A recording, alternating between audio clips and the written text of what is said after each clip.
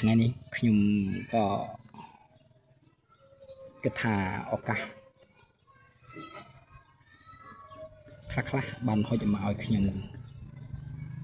អញ្ចឹងខ្ញុំក៏បញ្ចេញស្នាដៃទៅតាមទឹកបិចកំពុងតែហូរ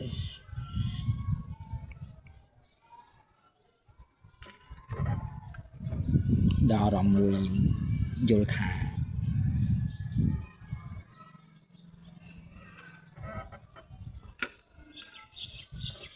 អ្វីដែល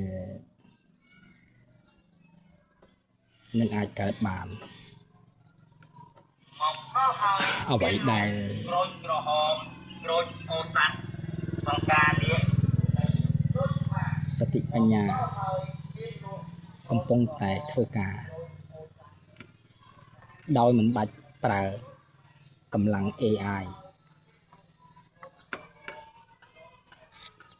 គ្រាន់ជាការបោកបញ្ឆោតមនុស្ស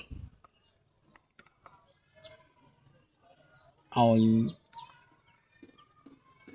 គិតមិនទាន់ដូចជាសង្គម AI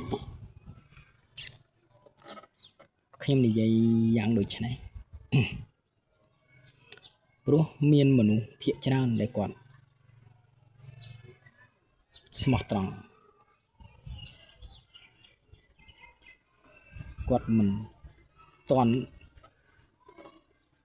របប AI អញ្ចឹងហើយវាអាចคล้ายទៅជា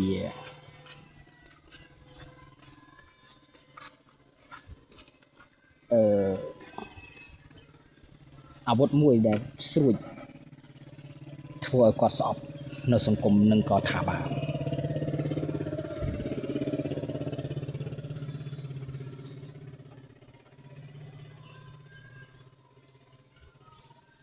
តែសម្រាប់ខ្ញុំ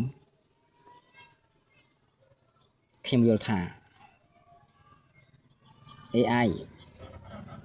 វាក៏គ្មានអ្វីកើនឡើងនៅសម្រាប់មនុស្សយើងបានដែរព្រោះជាមនុស្សជាអ្នកបញ្ជាជាអ្នកធ្វើ